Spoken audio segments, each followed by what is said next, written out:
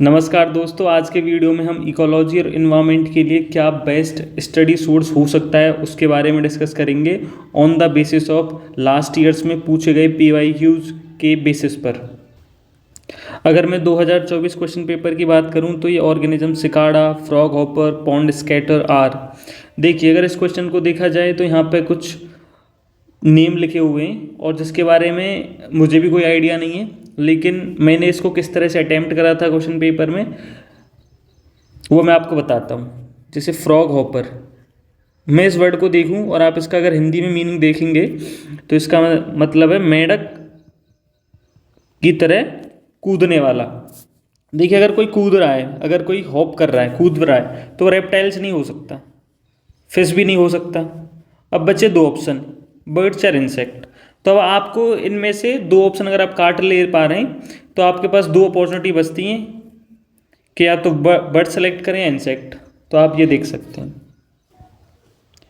अगर मैं अगले क्वेश्चन की बात करूं तो अगला क्वेश्चन, अगर आपको कुछ नहीं भी आता है ना, आप तब भी कर सकते हैं इस वाले क्वेश्चन को। बहुत लॉजिकल, और यूपीएससी कई सारे सवाल तो बहुत ही लॉजिकल पूछती है। आप स्टेटमेंट पढ़ के बता सकते हो कि यार ये तो गलत है और ये सही है। देखिए, मैं आपको बताता हूँ।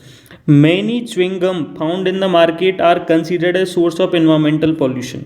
मैनी च्युइंग गम, बेसिकली कई सारी जो च्युइंगम है उनके बारे में कहा जा रहा है। मतलब जो क्वेश्चन बनाने वाला है वो खुद बच रहा है, मतलब उसने इस तरह का स्टेटमेंट नहीं डाला है कि एकदम से कॉन्क्रीट है, उसने मैनी लिखा है, बस वो बच रहा है कि ये कह रहा है कि हो सकता है। तो हाँ, सही है, बहुत लॉजिकल है, कुछ गलत नहीं लग रहा, हो सकता है।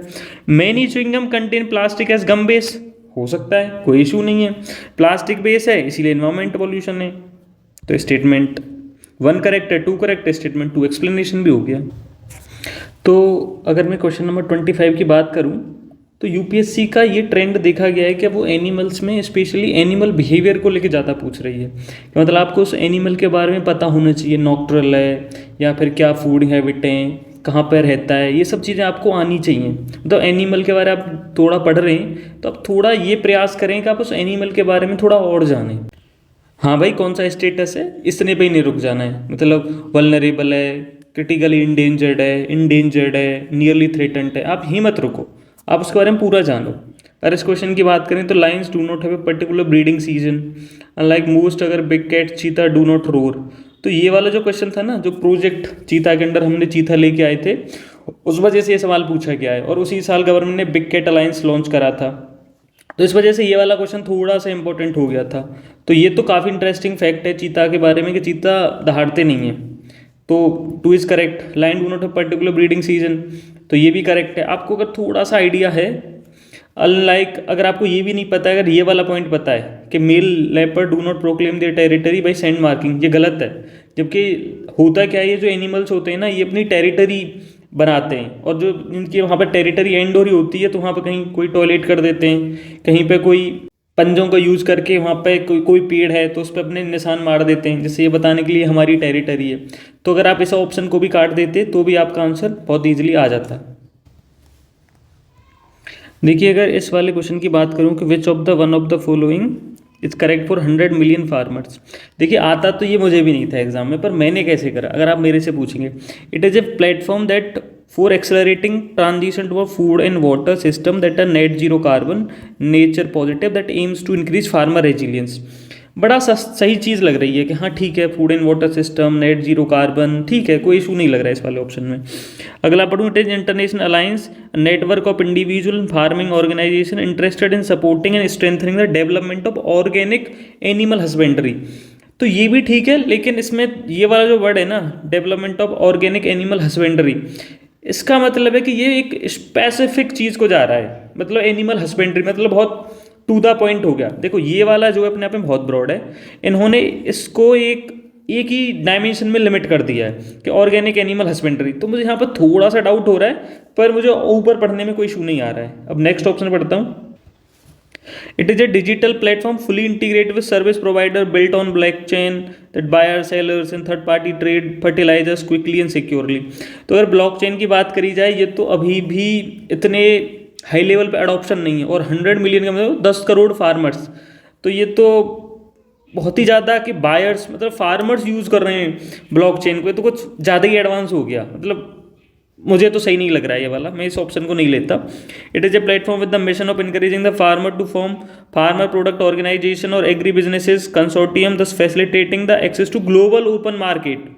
ग्लोबल ओपन मार्केट बॉस, ये वाली जो चीज़ें हैं कि ग्लोबल ओपन मार्केट, ये तो गवर्नमेंट की हैं, ये यहाँ पे इंटरनेशनल रूल्स एंड रेगुलेशंस लगेंगे, यहाँ WTO आ जाएगी बीच में, तो ये भी पॉइंट सही नहीं लग रहा है। C और D तो मैं बहुत आराम से काट देता। आप A और B की बात करें तो मैं इसमें, क्योंकि ये एक स्पेसिफिक पोर्शन को जा रहा है और यहाँ एकदम से बहुत ही ब्रॉड है अपने आप में, कहीं कोई गलती लगी नहीं रही है, तो मैं ऑप्शन A मारूंगा। मैं तो ये मार के आता, क्योंकि हमेशा जब भी आप ऑप्शन के पास, मतलब UPSC प्रीलिम्स में आप एक कंसेप्ट ये हमेशा याद रखो, नॉट इनकरेक्ट इज करेक्ट। अगर वो स्टेटमेंट गलत नहीं है तो वो सही है, अगर आप इसके साथ जाएंगे तो आप चीज़ें कर पाएंगे। अब नेक्स्ट पढ़ते हैं, how many of the above are consider distributed energy resource. तो इसको ब्रेक डाउन कर लेते हैं। डिस्ट्रीब्यूटेड एनर्जी रिसोर्सेज का मतलब है, डिस्ट्रीब्यूटेड मतलब बटी हुई, एनर्जी रिसोर्सेज मतलब एनर्जी के जो रिसोर्सेज हैं वो आपस में बटे हुए हैं, एक जगह कंसंट्रेटेड नहीं है। Battery storage, biomass generator, fuel cell, rooftop solar photovoltaic units. Battery storage, अगर आप जहाँ पे लाइट भी नहीं है वहाँ पे अगर आप बैटरी लेके जाते हैं तो वहाँ पे आप इलेक्ट्रिसिटी जनरेट कर सकते हैं। बायोमास जनरेटर भी उसी कंसेप्ट पर काम करता है, घर घर में अगर बायोमास जनरेटर लग गए तो। फ्यूल सेल भी सेम वही कंसेप्ट है। रूफटॉप सोलर पैनल से आपने लगा दिए तो आपने डिसेंट्रलाइज कर दिया इलेक्ट्रिसिटी का। तो ऑल फोर, कोई इनकरेक्ट नहीं लग रहा है। विच one of the following, next question, unique relationship with an insect that has co-evolved with it and that is the only insect that can pollinate with trees। तो ये वाला जो मैंने आंसर करा था, तो अगर आपको आइडिया है, फिक्का आप जब हिंदी में पढ़ेंगे तो इसका मतलब है अंजीर। तो आपने अगर गांव में गूलर का पेड़ देखा हो, गूलर बोलते हैं, उसका जो फल होता है ना, उसको जब हम खोलते हैं तो उसके भीतर छोटे छोटे कीड़े होते हैं, और गांव में ऐसे जनरली कहा जाता है कि इसको खाने से ना आंखों की रोशनी बढ़ जाती है। तो ये फेक ऑप्शन पड़ते ही मेरे दिमाग में वो चीज़ एकदम से स्ट्राइक करी, और मैंने कहा कि यार महुआ, ऐसा कुछ सुना नहीं है, सैंडलवुड प्रोबेबली नॉट, तो सीधा मैंने यही मारा। मतलब इट वॉज इनर कॉल। कभी कभी ना हमारी ऑब्जर्वेशन स्किल्स के तरीके से भी चीज़ें हो जाती हैं। अब इसको देखते हैं, ये भी बहुत लॉजिकल है, मतलब आप इस क्वेश्चन को तो ना भी आता तो भी। How many above have poisonous species among them, butterflies, fish and frogs. तो आप मुझे बताओ, आप बटरफ्लाई जो क्वेश्चन बनाने वाला आप उसके पर्सपेक्टिव से देखो, आप उसको मान लो 100 वेराइटीज़ की बटरफ्लाइज के बारे में बताए कि हाँ भाई ये पॉइजनस नहीं है, लेकिन वो क्वेश्चन बनाने वाला भी ये नहीं कह सकता कि जो 101वीं अगर बटरफ्लाई कल डिस्कवर हो गई और वो पॉइजनस निकले आए, तो देखो ह्यूमन बीइंग है, उसकी भी एक लिमिटेशन है नॉलेज की। वो ये नहीं कह सकता कि हाँ अगली जो कल बटरफ्लाइज की डिस्कवरी होगी कोई नई स्पीसीज की तो पॉइजनस होगी ही नहीं। तो ये तो बहुत आसानी से हाँ हो सकती है, कोई एक स्पीसीज ऐसे पता चल जाए, ऐसी फिश की कोई स्पीसीज पता चल जाए, ऐसी फ्रॉक्स की कोई पता चल जाए जो पॉइजनस हो अपने आप में। तो क्वेश्चन बनाने वाले के लिए भी ये इस तरह से सोच पाना कि आगे कोई स्पीसीज होगी नहीं, उसके लिए बहुत कठिन है, क्योंकि उसकी ह्यूमन नॉलेज की भी लिमिटेशन है। तो मुझे तो किसी में कोई इशू नहीं है, मैं तो ऑल 3 मारूंगा। नेक्स्ट क्वेश्चन, ये यूपीएससी का फेवरेट है। आप जब भी चीज़ें पढ़ें तो थोड़ा स्पीसीज के नेटिव स्पीसीज कौन कौन है, कौन कौन सी नहीं है, ये थोड़ा यूपीएससी करता है। और ये वाले जो क्वेश्चन हैं यूपीएससी ने प्रीवियस ईयर में ऑलरेडी 2016-17 के आसपास इस तरह से क्वेश्चन पूछे हुए हैं। अगर आप प्रॉपर PYQ का एनालिसिस करते हैं तो आप कर सकते थे ये सवाल को। तो अगर कैशू की बात करें तो ये तो इंट्रोड्यूस करा गया था पोर्तुगीज़ के द्वारा। और जो रेड सेंडर है, रेड सेंडर का हम बोलते हैं ना, तस्करी हो रही है इसकी सबसे ज़्यादा साउथ इंडिया में मिलता है, तो ये तो नेटिव हो गया इंडिया का। ऑप्शन 1 एक तो हमें मिल गया। पपाया में आपको भी डाउट था, मुझे भी डाउट था, मैं मना नहीं कर रहा, लेकिन आप PYQ का एनालिसिस करेंगे और वहाँ पर स्पीसीज को आप मेंशन करेंगे, देखेंगे, तो आप एटलीस्ट 2 ऑप्शन तो काट ही पा रहे थे। फिर उसके आधार पर आप कौन सा मार के आ रहे हैं। ये 2024 से तो यही क्वेश्चंस आए थे। तो आपको कुछ चीज़ें ध्यान रखनी है अगर इन्वायरमेंट एंड इकोलॉजी की। एक तो आपको एनिमल के बिहेवियर के बारे में जानना है, दूसरा आपको अपना प्रेजेंस ऑफ माइंड रखना है मतलब किसी क्वेश्चन को देख के से डर नहीं जाना है, करे ये तो मेरे से होगा ही नहीं। आप ऑप्शंस को पढ़ो, अगर आप कोई ऐसी चीज़ होती है तो यूपीएससी जो क्वेश्चन बनाने वाला है वो भी चाहता है कि बच्चा उस पॉइंट ऑफ टाइम पर सोचे। अब थोड़ा प्रेजेंस ऑफ माइंड के साथ जाओ, नॉट इनकरेक्ट इज करेक्ट के साथ जाओ, आप चीज़ें कर पा रहे होंगे। अभी हम दूसरे ईयर का क्वेश्चन पेपर देखते हैं जिसमें इन्वायरमेंट एंड इकोलॉजी से क्वेश्चन पूछे गए थे, जैसे 2021 में, वो वाला पेपर देखते हैं। फिर उसके बेसिस पे हम लोग डिसाइड करेंगे कि कौन कौन से चैप्टर्स इंपॉर्टेंट हैं इसके लिए। और 2022 और 23 वाले भी इसी पैटर्न को फॉलो कर रहे हैं, लेकिन इन्वायरमेंट और इकोलॉजी के जो मोस्टली क्वेश्चन हैं वो 2021 में देखने को मिले हैं। वो मैं बता देता हूँ किस तरह से बेसिक कंसेप्ट पूछे गए हैं। अब इन्वायरमेंट एंड इकोलॉजी के दूसरे क्वेश्चन पेपर्स 2021 के पेपर को देखते हैं और उसके बेसिस पे देखते हैं क्या क्या इंपॉर्टेंट चैप्टर से पूछा गया है। तो कुछ क्वेश्चंस बहुत लॉजिकल रहते हैं, जैसे अगर मैं इस क्वेश्चन की बात, copper smelting plant, they may release lethal quantities of carbon monoxide, the copper slag can cause leaching of some heavy metal into environment, they may release sulphur dioxide as a pollutant. तो इसमें भी कोई issue नहीं लग रहा है कि copper slag है तो हैवी मेटल्स का लीचिंग हो सकती है अगर खुले में से छोड़ दिया तो। अब आप स्मेल्टिंग प्लांट है तो ऑब्वियसली उसमें ढेर सारे पोल्यूटेंट निकलेंगे, अगर थोड़ा बहुत भी मात्रा में निकलेगी सल्फर डाइऑक्साइड तो भी सही है। और release lethal quantities of carbon monoxide, तो देखिए मैं भी और मोस्ट ऑफ द एस्पिरेंट इस वाले क्वेश्चंस में इसी को सही मान के आए थे, और मैं आपसे कहूँगा कि आप भी इसी तरह से मार के आए, क्योंकि देखो यूपीएससी ने भले ही इसका ऑप्शन 2 और 3 दिया है, लेकिन ये ऐसा क्वेश्चन है जो सबका गलत हुआ होगा। और इस तरह के क्वेश्चंस में अगर आप लॉजिकल के सेंस में ही जाएंगे तो अगर मान लो 10 क्वेश्चन हैं और आप लॉजिक के साथ जाते हैं तो आप जनरली आप 8 क्वेश्चन सही करके आएंगे और 2 आपके गलत हो सकते हैं, जैसे इस तरह से क्वेश्चंस में। अगर मैं इस वाले क्वेश्चन की बात करूं, with respect to furnace oil which one of the following statement correct, is a product of oil refineries, yes, some industries use some, मतलब जो क्वेश्चन में आने वाला है उसको भी डाउट है, वो भी सोच रहा है, इसलिए उसने सम वर्ड डाला है। हो सकता है कुछ यूज करती हूँ, वो खुद बच रहा है यूज करने से, ये कॉन्क्रीट वर्ड तो हो सकता है। It's use cause sulphur emission into environment, हो सकता है, कोई इशू नहीं है। Sulphur, carbon monoxide, carbon dioxide, ये तो एक कॉमन इशू है। नाइट्रस ऑक्साइड, ये तो बहुत कॉमन है, अगर किसी भी आप पेट्रोलियम प्रोडक्ट को बर्न करना है तो ये भी सही है, ये भी सही है, ये भी सही है। Option D is the correct, logical है अपने आप। अगर ब्लू कार्बन की बात करें तो ये कंसेप्चुअल बेस्ड है और थोड़ा सा लॉजिकल भी है कि ब्लू कार्बन बेसिकली उसको कहा जाता है कि जो कार्बन कैप्चर्ड करा जाता है ओशियंस के द्वारा या मरीन इकोसिस्टम के द्वारा, तो उनको ब्लू कार्बन कहते हैं। Carbon captured by oceans in coastal ecosystem, yes right. Carbon sequestered in the forest biomass in agricultural soil, और इस तरह के कार्बन को हम ग्रीन कार्बन कहते हैं। अगर नेक्स्ट क्वेश्चन की बात करें, in the nature which of the following are most likely to be found surviving on a soil without soil, तो ये वाला जो क्वेश्चन है ये पूछा गया सक्सेशन पायोनियर स्पीसीज, जो कि एनसीईआरटी में भी गिवन है।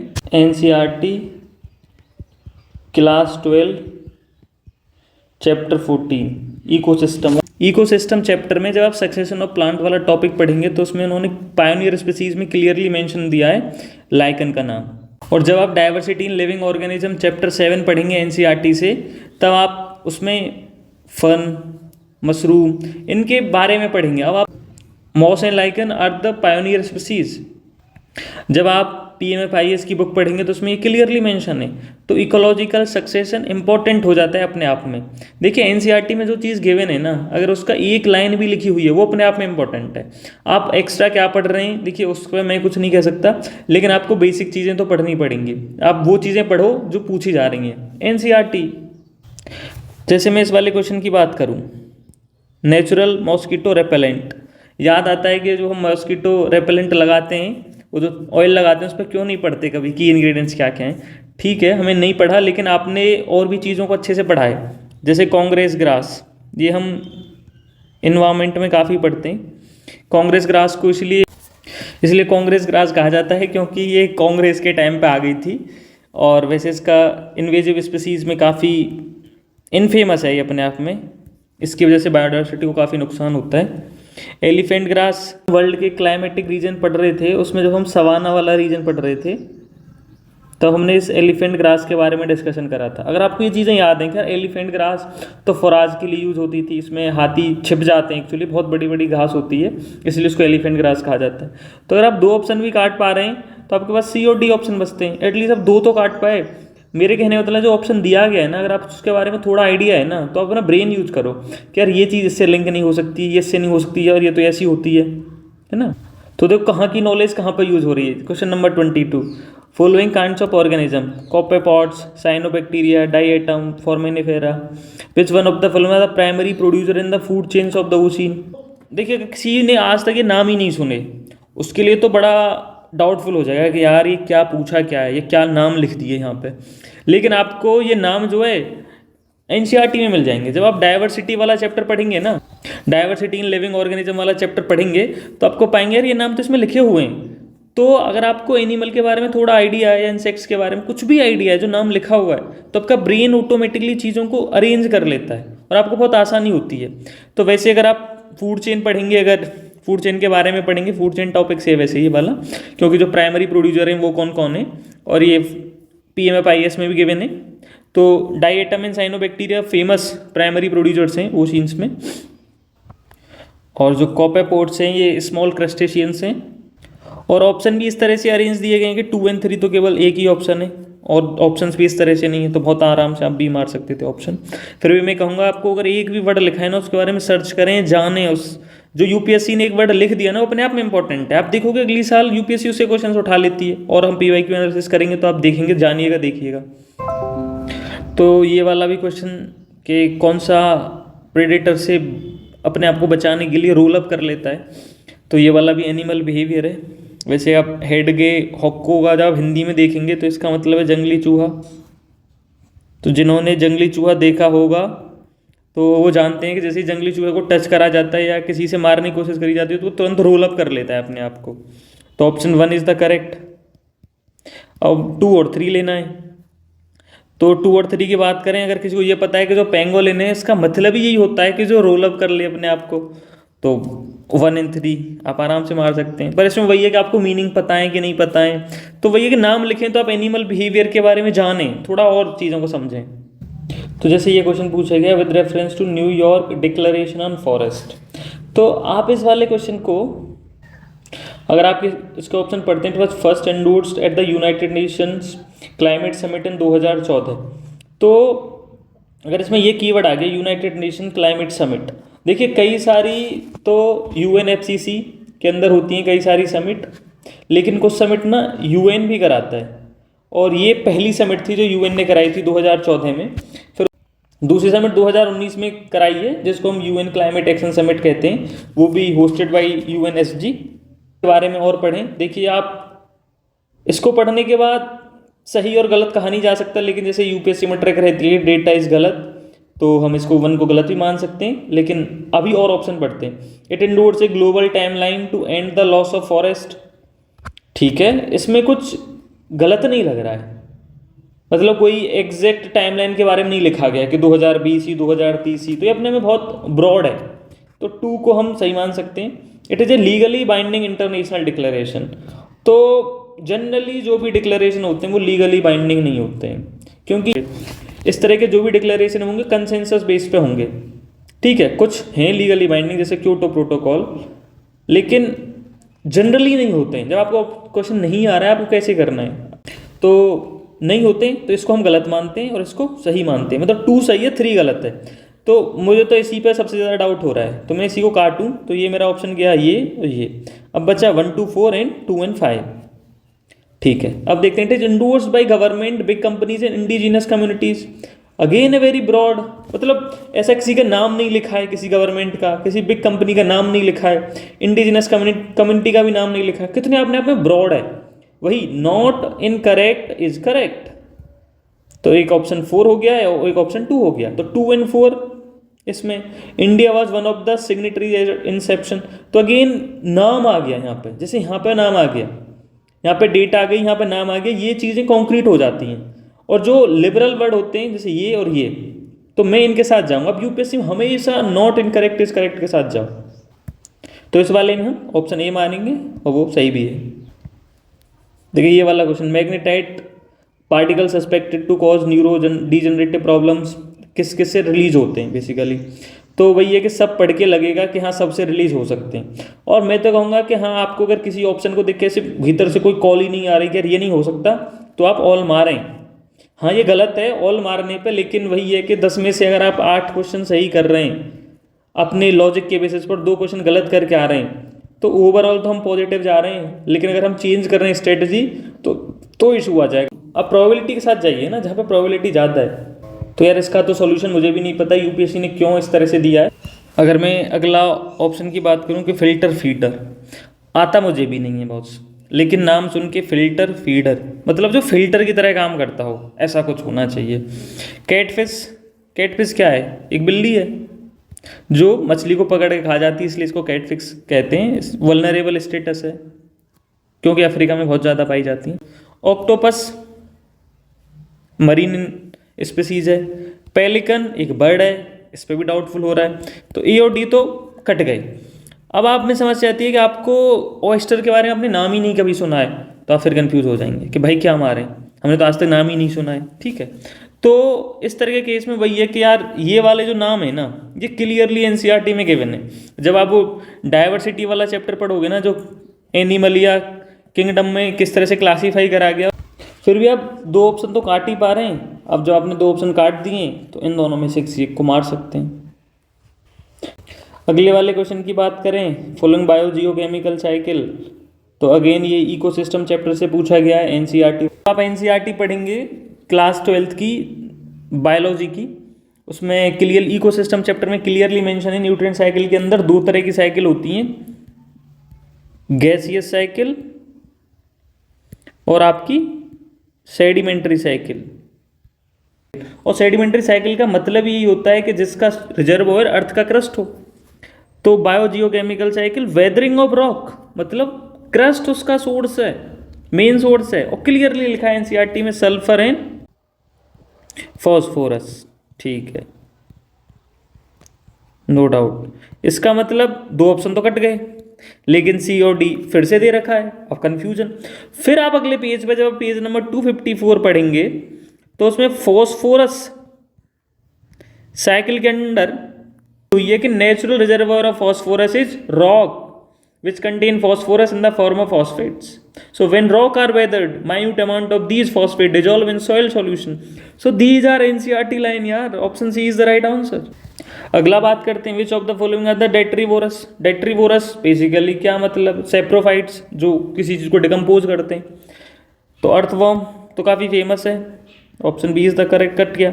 अब आती है jellyfish, millipedes, sea horse, woodlice.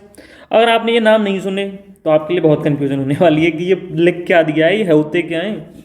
तो जेलीफिश और सी हॉर्स के बारे में तो आप वही अगेन डाइवर्सिटी वाला जो चैप्टर है उसमें से पढ़ेंगे। तो जब आपने एनिमल के मतलब इस स्पीसीज के बारे में पढ़ लिया तो आपको क्या लगेगा कि यार ये स्पीसीज ये हो नहीं सकती। सी हॉर्स बेसिकली क्या है? एक फिश है, और सी हॉर्स एक ऐसी फिश है जिसमें दोनों सेक्स मिलते हैं, मतलब वो मेल भी है फीमेल भी है। तो ये हो नहीं सकता। 4 कटा, सी इज द राइट आंसर। तो आपको एक भी चीज़ पता है ना, अगर नाम आपको पता है तो आप बहुत आराम से क्वेश्चंस कर सकते हैं। इसलिए मैं बोल रहा हूँ एनसीईआरटी पढ़ें आप, और उसमें से नाम्स को आप जानें। जब आपको नाम पता होंगे ना तो आपका ब्रेन ऑटोमेटिकली काम करता है, it connects the dot without your permission. Sea horse, इसके अलावा आपका PYQs में भी नाम है इसका, आई थिंक 2017 या 18 वाले क्वेश्चन पेपर में सी हॉर्स ऑप्शन के रूप में था। और जेलीफिश एनसीईआरटी में क्लियरली गिवन है, ये आपका सिनेड्रिया के अंडर आता है। एनिमलिया किंगडम में कोलेंट्रेरेटा में क्लियरली लिखा हुआ है कि जेलीफिश। ठीक है, common carbon matric supported by UNEP। ये हो सकता है कि आपकी समझ में नहीं आएगी क्या है क्या नहीं है, तो ये हो सकता है हमें क्वेश्चन है कि because of lack of knowledge हम इसको छोड़ सकते हैं। अगर अगले क्वेश्चन की बात करें, which of the following species have established symbiotic relationship? Cnidaria, fungi, protozoa.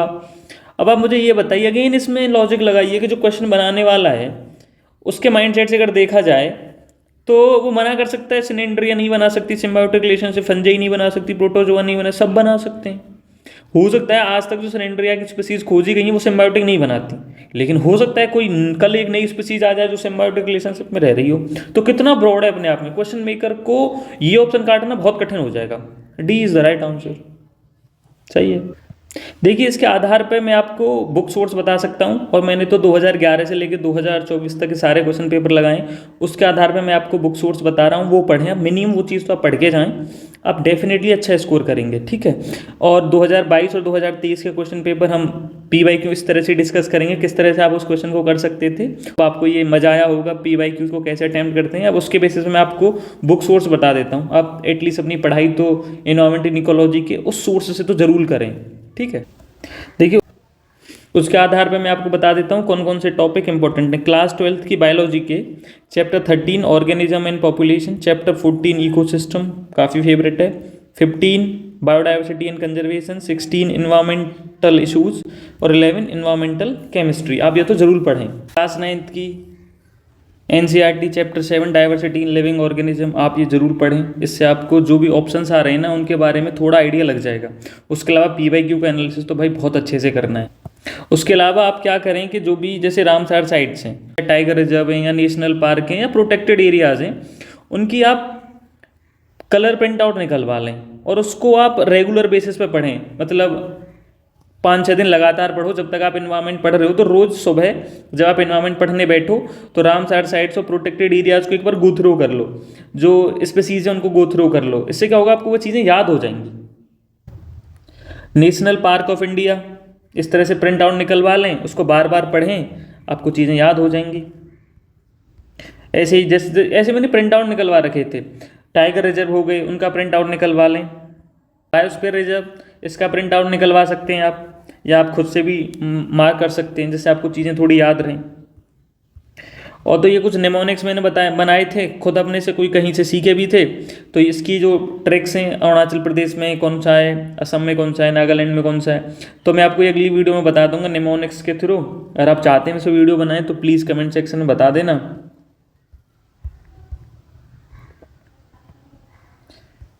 तो ऐसे ये सबके स्टेट्स के बनाए थे मैंने, आप भी इस तरह से बना सकते हैं।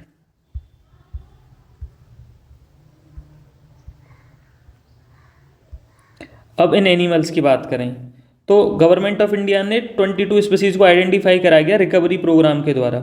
तो ये स्पीसीज अपने आप में इंपॉर्टेंट है, आप इन स्पीसीज के बारे में थोड़ा जान लें, क्योंकि UPSC इनसे पूछती रहती है क्वेश्चंस। तो आपको इनका स्टेटस क्या है और इनका एनिमल बिहेवियर आपको आइडिया होना चाहिए, और जो करंट में चल रहा है, और इसको मैं भी कवर कर दूंगा नेक्स्ट वीडियो में। ये state symbols of India, states, उसका एनिमल क्या है, बर्ड क्या है, ट्री क्या है, फ्लावर क्या है, आपको आना चाहिए। ये वाली PDF में अपलोड कर दूंगा, आप डिस्क्रिप्शन में देख लेना, ये भी इम्पोर्टेंट है। उसके अलावा एक्ट हो गए, जितने भी एक्ट हैं, Indian forest act 1927, animal welfare board of India 1962, wild life protection act 1972, इसमें जो अमेंडमेंट हुए। तो आप जितने भी एक्ट हैं ना, आप उनको क्या करें, ये नोट्स बना लें, ठीक है। इसको मैं भी और बता दूंगा, लेकिन फिर भी आपको एडवाइस दूंगा कि आप भी इस तरह से नोट्स बनाएं एक्ट के बेसिस पे, क्योंकि एक्ट से क्वेश्चंस आते हैं। Water and prevention and control act, forest conservation act, आप थोड़ा इनके बारे में पढ़ लें। Air prevention control, EPA act आपका, national Ganga council under EPA, UPSC ने previous year. National forest policy 1988, और उसके बाद बायोडाइवर्सिटी एक्ट ऑफ 2002, अभी तो इसमें अमेंडमेंट भी हो गया है। Forest right act 2006। तो एक्ट अपने आप में इंपॉर्टेंट हो जाते हैं, आपको ये चीज़ें कवर कर लेनी है, ठीक है। और बाकी इसके अलावा आप PMFIS की बुक पढ़ सकते हैं, अच्छी बुक है, और चीज़ों को बड़े अच्छी वे में विद कलर्ड पिक्चर्स के थ्रू बहुत अच्छे से समझाया गया है, आपकी इन्वायरमेंट पे एक अच्छी पकड़ हो जाएगी। उसके अलावा क्लाइमेट चेंज के बारे में आप UNFCCC के अंडर क्या क्या हैं, उसके वर्ल्ड समिट हुई थी 1992 में, उसमें जो 3 कन्वेंशन आए, UNFCCC, UNCCD, UNCBD, उसके बारे में और पढ़ें। मैं भी अपनी वीडियोज़ में उनके बारे में बता दूंगा। आप hope you find this video very useful. If you find it, please like and subscribe the channel, and बताएं भी कमेंट्स के द्वारा कि कैसी लगी आपको वीडियो, और कोई सजेशंस हैं तो आप बहुत आराम से बता सकते हैं। Hope you enjoy the session.